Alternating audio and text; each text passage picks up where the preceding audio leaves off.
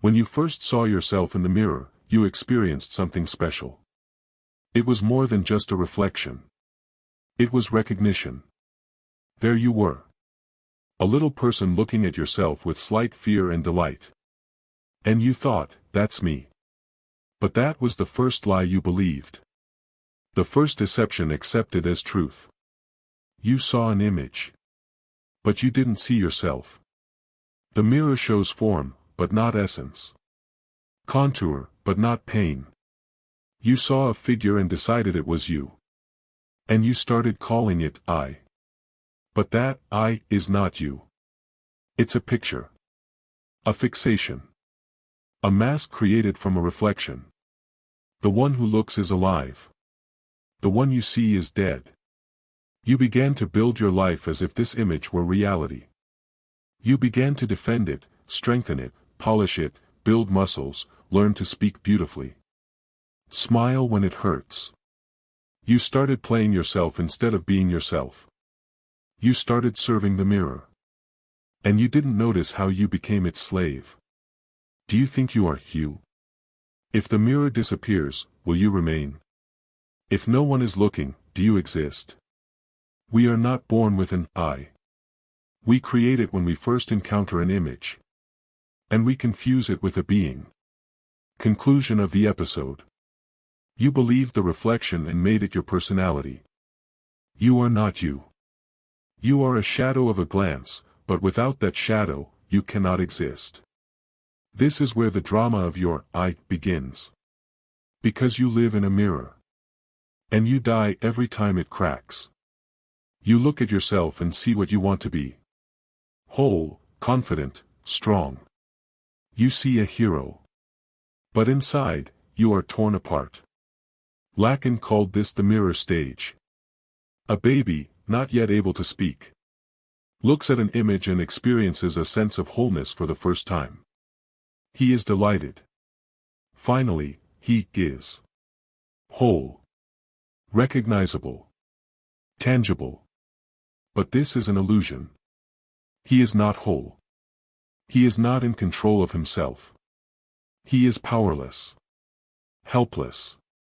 That is why he needs an image. This image becomes a mask. The mask is protection. And protection is a trap. You move further and further away from yourself. Appearance replaces authenticity. You no longer hear yourself. Only the noise of demands. Expectations. Comments.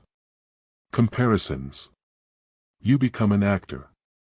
The script is someone else's. The stage is made up.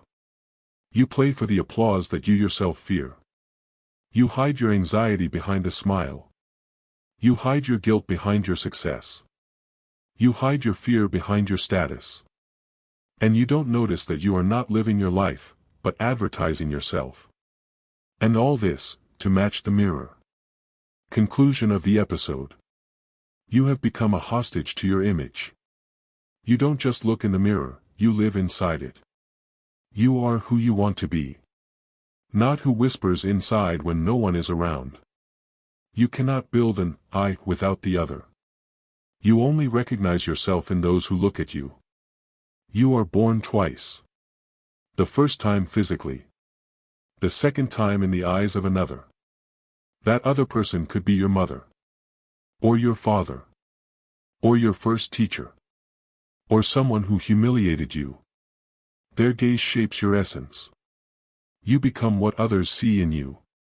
If they see helplessness in you, you will start proving your strength. If they see guilt in you, you will become a savior. If they see insignificance in you, you will grow up to outdo everyone else. And you will call it character. But that is not you. It is a response to the mirror. You did not become yourself. You became a response. A reaction. A reflection of someone else's fear. The people you meet in life are not random. They are like crooked mirrors. Their distortions help you see where you yourself are crooked. You get angry because they show you what you don't want to see. You fall in love because they reflect what you lack. Conclusion of the episode. You are not you. You are a collection of reflected glances. The mirror has been looking at you for years. And now you look at yourself through its eyes. But one day, something goes wrong. The image cracks. The mask no longer saves you. You are betrayed. Fired. Abandoned. Humiliated. Or you destroy everything yourself, because you can no longer play the game. You look in the mirror and don't recognize yourself. Your eyes are empty. Your smile is dead. Your speech is fake. You no longer believe in your power, your role, or the applause. It hurts. But this is the entrance. You have fallen into a crack. Between image and essence. Between a picture and a living being. Between who you have become and who you were before. You no longer know who you are. And this is freedom. This is where real strength is born. Not from reflection. But from emptiness. From non-image. From the silence in which you hear yourself for the first time. Without boundaries. Without games. Without an audience. Conclusion: as long as you cling to your reflection, you are not free. Only by losing your image can you begin to see. Not what is beautiful. But what is alive. Everything you ran away from is not your enemy. It is fuel. You hid your aggression because you were afraid of destroying. But it is precisely this that gives you boundaries. You hid your envy, but it shows you what you want. You suppressed your fear, but it sharpens your vision. Shadows are not evil. They are energy without form. It's the part of you that you didn't approve of. Or that wasn't approved of. You thought, I shouldn't be like this. But why? Who decided that? As long as you don't see your shadow, it controls you. From within. Through projections. Through breakdowns. Through illness. But when you turn to it, you regain your power. You are no longer a slave to the light. You become whole. You are not perfect. But you are real. And then you see that you don't need a mirror. Conclusion: your shadow is not your enemy. It is your power that you have not dared to accept. By accepting it, you go beyond the image. And you enter into wholeness. What if your whole life is not what you do, but what you see? What if the truest part of you is not the one who speaks, acts, loves, hates, but the one who notices all of this? One day you will stop. Not because you are tired. Not because of pain. But because the noise will suddenly disappear. You will suddenly realize, I am not the one talking in my head. I am the one hearing it. And there will be a strange silence. You will not disappear. You will not die. But it will be as if you have taken a step to the side. From the center of the stage to the audience. This is awakening. Not what they write about in self-help books. The real thing is quiet, frightening, liberating. You will become someone who notices. How your chest tightens when you remember something. How jealousy arises inside you when you see someone else's success. How you want to scream so you won't be ignored. Before, you lived in this, like an actor who forgot what they were playing. Now, you see. You are not an emotion. You are the one who sees the emotion. You are not a thought. You are the one who hears the thought. This changes everything. Because the mirror no longer has power. You stop identifying yourself. With a mask. With pain. With a role. And then, a choice appears. You can say, I'm angry, and act. Or you can say, anger is rising in me, and not give in. Between stimulus and response, there is space. And in that space, freedom. At first, it's scary. You feel like you're dying. Because the part of you that you thought was you is disappearing. But it's not death. It's waking up from a dream. You are no longer a reflection. You are the light in which the reflection appears. You are what allows everything to be. You are the screen on which the movie unfolds. Not the hero of the movie, but the one who watches it.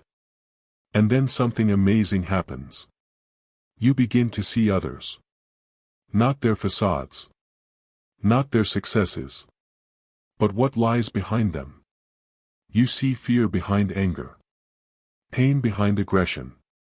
Behind the mask of strength, you see an abyss of loneliness. You no longer want to win. You no longer strive to prove yourself. Because you are not a role. You are a presence. Consciousness. Observation. And therein lies your true power. Not in control. Not in domination. Not in awareness. You can be among people and not get lost. You can be alone and not disappear. You can feel pain and not suffer. Because you are. And that is enough. Conclusion: as long as you are in the mirror, you are dependent. As long as you are in character, you are vulnerable. But when you become an observer, you are more than a role. You are what remains when everything else is gone. And that is true freedom. You have spent your whole life trying to control yourself, others, situations, the future.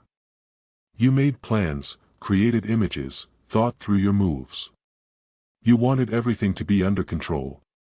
Clear. Predictable. Painless.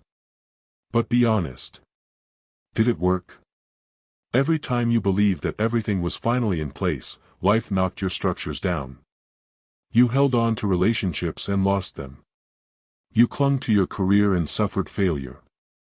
You built a perfect image and suddenly began to suffocate from your own image. Why? Because control is an illusion. An illusion we are taught to believe in. From childhood. Keep yourself under control. Pull yourself together. Get it together. Control your emotions. Don't show weakness. But a person is not a machine. A person is a flow. Alive, fluid, chaotic. And trying to freeze the flow always leads to internal violence. You want to control yourself, so you tear away part of your feelings.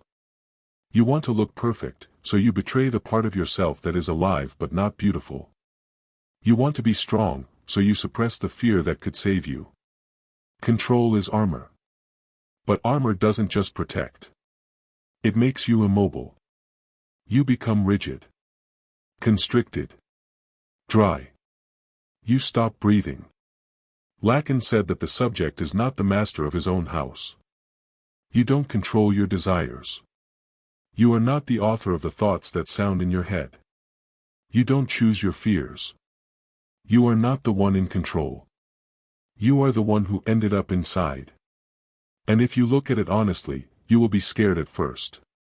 Because control gave you a feeling of power. And giving up control feels like defeat. But this is a false feeling. True power begins with surrender. Yes. You heard right. Surrendering doesn't mean losing. Surrendering means stopping the fight with yourself. Stopping trying to fit in. Stopping pretending. Admitting, I don't know everything. I can't do everything. I'm not perfect. I don't have to be a picture. You're taking off your armor. And at first, you're naked. Scary. Vulnerable. But then, you feel like for the first time. You stop shrinking. You let your feelings flow without fighting them. You allow pain to be without demanding that it go away. And that's not weakness. It's depth. You're not dead. You're alive. You're not stuck, you're fluid. You're no longer an icy monolith of control. You're a river. Sometimes turbulent. Sometimes calm. But real. You can be angry, and not destroy. Be afraid, and not run away. Doubt, and still keep going. Because you no longer cling to the illusion that you should be different. And in this lies a great surrender. To surrender is not to fall. It is to stop. To stop the endless race for an image. And to remain who you are. To take off your mask without fear of being recognized. Because for the first time, you have recognized yourself. And then, you look in the mirror for the first time and smile. Not because there is a beautiful reflection, but because it no longer matters. You are not a reflection. Not a role. Not control. You are the one who allowed yourself to be. Unconditionally. And this is where true strength begins. The power to be alive. The power to be vulnerable. The power to be yourself, without armor. Conclusion: control is an attempt to survive. Surrender is the path to life. As long as you hold everything in your fist, you cannot embrace. Only by letting go do you gain. Only by surrendering do you become yourself. Truly. There is something you may not have realized yet. You live by a contract. An invisible one. A silent one. One made in childhood. You didn't sign it. You weren't asked. But it's there. The contract goes something like this. I will give up myself. If you love me, I will be convenient. If you don't abandon me, I will be good. If you don't hurt me. This is the foundation. The point where you first betrayed yourself, for survival. And it wasn't a choice. It was a necessity. You were a child. Dependent. Vulnerable. You couldn't go into the woods and live alone. You needed love, touch, acceptance. But what if being yourself meant losing all of that? You learned to hide. To play games. To please others. To keep quiet. And that skill saved you back then. But now, it's killing you. Because you've grown up. And the deal is still there. And you're still living as if you were 5 years old. You choose the wrong people. You do the wrong things. You don't say what you feel. You live looking back, do they still love me? Am I still good? You're afraid to be yourself because inside you there is that same fear. If I become real, they will abandon me. If I tell the truth, I will be left alone. If I show my wounds, I will be rejected. You have grown up physically. But inside, you are still a hostage to that old fear. Lacan wrote, the desire of the subject is the desire of the other. Until you break out of this contract, you are not living your own desire. You are living someone else's expectations. You don't want what you want, you want what you're allowed to want. What you won't be rejected for.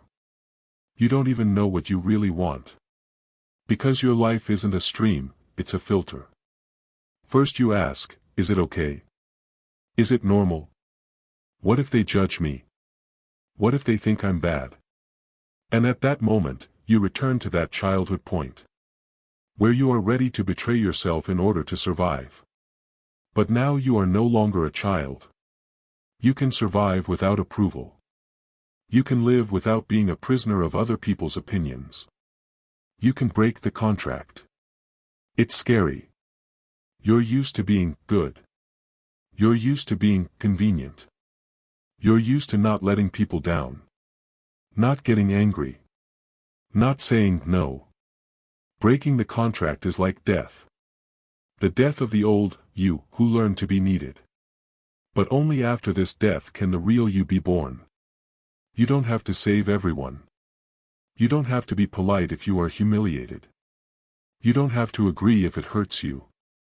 You have the right to say no, even if someone is disappointed. You have the right to leave, even if you are needed. You have the right to be yourself, not convenient, not right, not perfect. Being yourself is not always comfortable. But always, truly. You have been faithful to the agreement for decades. But you don't have to stay in it forever. Because the price is your life. Not a biography. But a real, living life. With impulses, risks, fears, fire. With joy that doesn't need likes. With pain that doesn't require permission. You can say, "Thank you. This contract saved me. But I'm not a child anymore. I choose myself. Even if it means being misunderstood. Even if it means going through loneliness. Even if it means losing those who love not me, but my mask."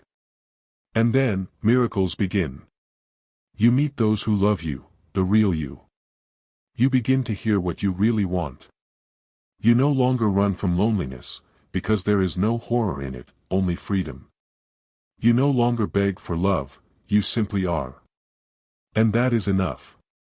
Conclusion: as long as the old contract is in place, you will be good, but dead. Only by breaking it can you enter life. Unpredictable. Uncomfortable. Real. Where you are no longer a commodity, but a human being. With a soul. With a right to yourself. And now you are faced with a choice. The old path is clear. Mirrors, masks, contracts. Be good. Be convenient. Be someone. You know how to do it. You know how to smile when it hurts. You know how to pretend that everything is fine when you feel empty inside. You know how to be normal. But then there comes a moment when normal becomes unbearable. When you no longer want to adapt, please, conform. When the voices of others' expectations make you sick. You look in the mirror. And you no longer believe. You don't believe the reflection. You don't believe it can tell you who you are. You remember. It was a lie from the beginning. This isn't me. It's just a shell. It's a form I squeezed myself into, so I wouldn't be rejected. And then, you close your eyes. Not to hide. But to see for the first time. Inside, it's dark. Inside, it's quiet. Inside, there's no applause. No likes. No ratings. Just you. With your fears. With your shame. With your anger. With your desire. With your pain. And there. In the very center of this darkness. There is something alive. Not a picture. Not an image. Not a biography. You are real. Rough. Imperfect. Broken in places. But you are alive. You are not a character. You are not a function. You are not a function in someone else's script. You are the one who sees, not just the one who is seen. You are not a reflection. You are the source. From this moment on, you live differently. You no longer ask to be noticed. You notice yourself. You no longer try to be understood. You understand yourself. You no longer wait to be accepted. You accept yourself. You no longer live for a role. You breathe without permission. You speak without insurance. You choose without guarantees. You are not perfect. But you are here. You are alive.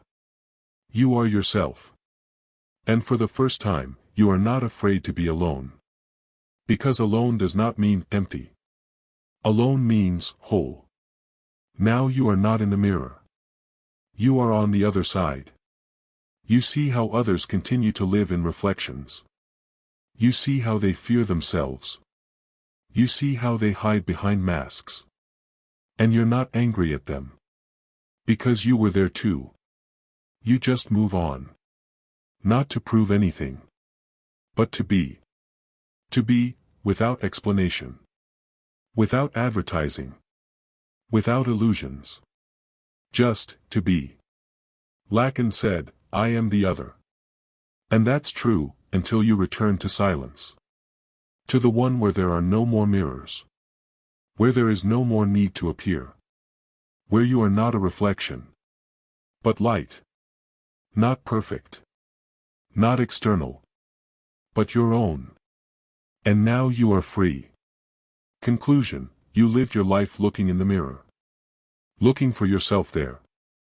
You smiled when you were scared. But now you know that the mirror lies. The truth is not in the image. It is in the one who dared to destroy it. And in this ruinous silence, it is not a mask that is born, but you.